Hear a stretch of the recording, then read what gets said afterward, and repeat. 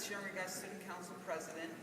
As well, if you guys weren't aware, last summer I went on a trip to the Masai Mara region of Kenya, Africa for 3 weeks through Meet-A-Wee. If you guys want to check out the Meet-A-Wee Club, it's totally awesome. I totally recommend you do it.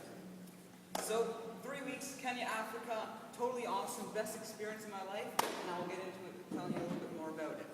This is where I stayed, the camp that I was in. You got your tents up top, your bunk, and then the big mess tent with everyone. And then here's our facilities we had. So we've got the showers on the top, and then your washroom and your hand wash station. And the really neat thing about the showers is going called Majimoto. And then the Majimoto man, the hot water guy, will come down, and you'll pour some hot water on the top of your shower. You'll go in there, zip up your tent, open it up, get all wet, close it, soak up, rinse off. There you're done your shower. All the time if you look up, it's clear open skies. It's really neat. So, this is Edwin. He was our Masai guide for the trip. Now, Edwin's dressed in traditional cultural Masai warrior sort of outfit. So he has lots of beading. He might have got that from his mama or one of his wives or like a friend or something like that. He also has a shuka, which is sort of like their blanket. It's another thing they have around with them. As well, if you guys can see in his note, that's not a toothpick he has, but it is a stick, and it's a toothbrush. They go and snap this stick off the tree, and they'll sort of take the bark off with a machete, and they'll chew on it, and it gets really spicy, and then they brush their teeth with it, and it's really neat and interesting to see that. So, the build project that I did down there, I was building a school, or like a classroom, at Oleshwa All-Girls Secondary School. So this is what I started with, which was, we ended up breaking ground on a new project. So we were all super excited about it, and this is sort of what it looks like when we were going at it. So first thing we tried was with our shovels, you try and stick it in the ground, and you realize it won't go because there's tons of rocks. So then you have to get your pickaxes, and you start going and pickaxing the thing all apart, and around the rocks, and you'll take your mallet, and you'll break these big massive rocks out, like up, so you can lift them out and throw them. And eventually you'll get this sort of trench thing dug, and then once you have the trench dug, you'll then go and start working on the cement. So you mix up all the sand, rocks, and cement mixed with water, load it in a wheelbarrow, take it over this little bridge, dump it into the trench, flatten up with a board of wood, and let me tell you, cement is not light. It is extremely heavy and a lot of physical work. So we also made these little like rock gardens to sort of beautify the school, make it more friendly and homey, especially because this is a boarding school, so these girls stay here 24/7 pretty much. And then this is where we finished our project. This was the end of it. Now, I was there for 3 weeks, remember, and yes, you are able to build an entire classroom in 3 weeks, but the reason why Free the Children trips don't do that is because we also teach kids about the culture. We take time away from the build site and we go into the communities and we go into the health centers or the mamas or learn about all these different things so we get in depth an idea of what an undeveloped country is actually like, particularly the Masai Mara region of Kenya. So I can't tell you guys about all my experiences through there, but I can just tell you about a couple. So the first one I have is the water walk. So I went with Mama Selena on this, and we went for a walk. It was about a 4-kilometer walk. Getting lost in a herd of cattle is optional if you want. And then you'll reach this tiny little stream. And then once you get here, you'll go and scoop it up with a sort of jug, pour it in your 20-liter jerry can.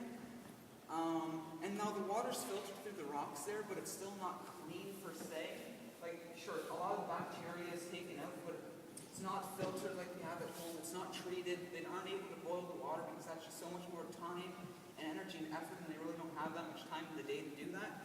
So the water's extremely cold. It's still dangerous and unsafe to drink, but that's the best that they have there. So when you go to carry it back, you'll take a 20-liter jerry can, you'll throw this thing on your back, and you're trudging for 4 kilometers like this. And let me tell you, that's extremely heavy and hard. This thing weighs around 50 pounds. And the moms will have to do this around 4 or 5 times a day. Like, it is crazy how valuable and precious water is, and how much effort it takes for a mama to go and get water for her family just to survive. Now, we also reached the mama's house, and this is what she lives in. So the walls are made out of sticks, cow dung, mud, and then it has a tin roof. It doesn't smell of that stuff at all, though. What it does smell of is smoke. Inside her house, she has this little fire-burning stove, and the smoke and inhalation from it is so thick because all they have for ventilation is a hole in the top of the wall. So you add the smoke smell, then you add the entire family will be sleeping in that bottom left-hand picture in that little bed there. Also, you'll have like some of the baby animals in there at night, so the chickens, some of the goats, some of the cows maybe will be inside that tiny little hut with you.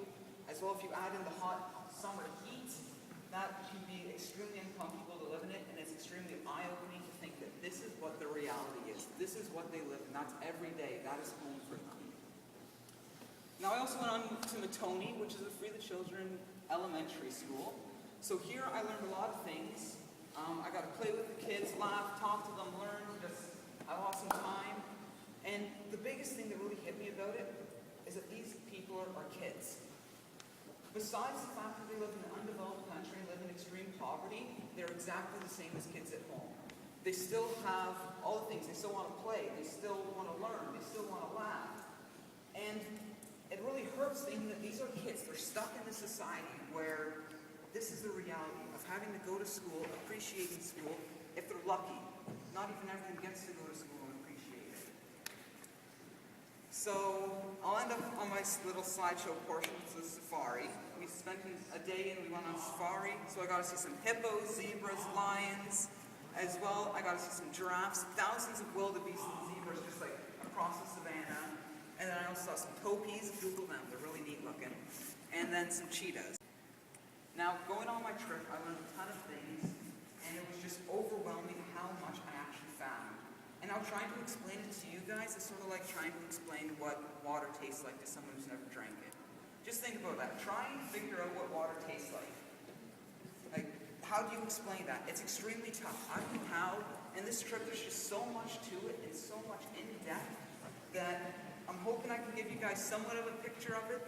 But really, you guys have to go and see it. If you ever get the opportunity, I strongly suggest that you go to one of these places and you will see what I'm talking about. Now, if I can leave you guys with two things from this presentation. One, you have to be optimistic and appreciation for everything we have here. We live in a society where we have so many luxuries, there's so many awesome things about it, that there's really nothing to be sad about. Now, the other thing that I want to leave you guys with is going on this trip to Kenya is something I'm extremely passionate about. It instilled something at me that if you were to say Kenya or undeveloped country, I'm like, oh yes, let's go do this. Like, this is awesome. Like, I want to go change the world. I want to do something about it. It's something that I love. I want you guys to feel that same sort of love and passion, but about something in your own way. I understand not every one of you are going to want to go and do something like this. That's okay. Just, I ask you to try and find something. And something that'll be worthwhile and awesome that you love and you care about. You can get all excited and then happy, and you're just like, yes, let's do this. Like, please, try and find something.